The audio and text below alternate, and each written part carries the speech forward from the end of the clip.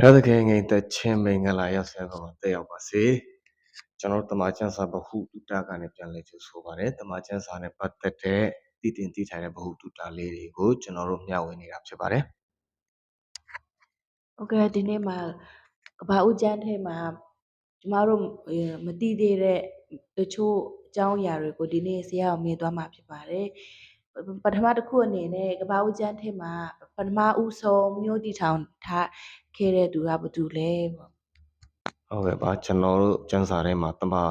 ကပ္ပဦးကျမ်းထဲမှာပထမဆုံးမြို့တည်ထောင်တဲ့လူကအာဒံရဲ့သားကြီးပေါ့နော်ကိုင်းနာဖြစ်ပြီးမှ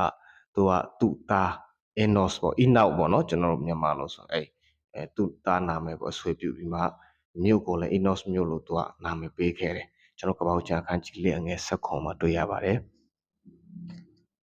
ဟုတ်ကဲ့နောက်တစ်ခုအနေနဲ့ကဘာဦးကျမ်းမှာပေါ့နော်ဘုရားသခင်ကလူအသက်ကိုဘလောက်သက်ရှင်ရမယ်လို့သတ်မှတ်ခဲ့တာလဲကျွန်တော်ကမ္ဘာဦးကျမ်းထဲမှာကျွန်တော်လူသားတွေအပြစ်များသွားတဲ့အတွက်သူကအပြစ်ကိုချုံလိုက်တယ်ပေါ့နော်အသက်အဲဒီမှာကျွန်တော်လူသားတွေအလုံးကအသက်120အထိပဲအသက်ရှင်ရမယ်လို့သူကသတ်မှတ်ထားတာပေါ့နော်အဲ့ဒါကိုတော့ကျွန်တော်ကမ္ဘာဦးကျမ်းခန်းကြီး6အငယ်3မှာတွေ့ရပါတယ်ဟုတ်ကဲ့နောက်တစ်ခုအနေနဲ့တော့တင်းနော့ဤကပေါ့နော်တင်းဖို့ကိုဘလို့တစ်သားအမျိုးအစားနဲ့တိဆောက်ခဲ့တာလဲပေါ့ဟုတ်ပြီကျွန်တော်တို့လူသားတွေအပြစ်တွေကြောင့်သူကကဘာကြီးကိုရေနဲ့ဆေးကြောဖို့နောအေကိုတင်မောတီဆောက်ခိုင်းခဲ့တယ်ဘုရားကအဲ့ဒါကိုသူကကိုဖာဆိုတဲ့ကိုဖေရပေါ့နော်အဲ့ဒီတစ်သားကိုအသုံးပြုတယ်တစ်ခုလုံးကိုအဲ့ဒါနဲ့အသုံးပြုပြီးမှတိဆောက်ခဲ့တာဖြစ်တယ်ကပ္ပဦးကျမ်းအခန်းကြီး၄ငယ်အခန်းကြီး6အငယ်14မှာတွေ့ရပါတယ်ဟုတ်ကဲ့နောက်တစ်ခုနေကြတော့ရေမလွှဲမိုးခင်မှာပေါ့နော်ဖျားတခင်ကနောအေကိုတိရစ္ဆာန်စုံတွဲဘဏ္ဍကောင်စီတင်းမိုးထဲမှာထိခိုင်ထားတာလေဟုတ်ပြီရေမလွှမ်းမိုးခင်မှာဒီကဘာကြီးကိုပြန်လဲပြီးမှဖြည့်ဆည်းဖို့ဖြည့်ဆည်းပေးဖို့တရိษံတွေကိုနောအေကတန်ရှင်းတဲ့တရိษံတွေကို9ဆုံစီပေါ့နော်အထီအမ9ဆုံမတန်ရှင်းတဲ့တရိษံတွေကိုလည်း2ဆုံစီ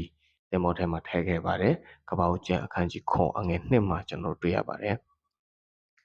ဟိုနောက်ဆုံးတစ်ခုအနေရကြတော့နော်တင်းမိုးနောဤကဟိုတင်းမိုးကြီးနောဤတိဆောက်ခထဲတဲ့တင်းမိုးကြီးကအ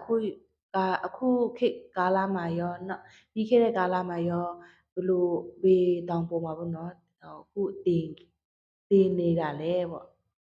ဟုတ်တယ်ဒါကတော့ကျွန်တော်တို့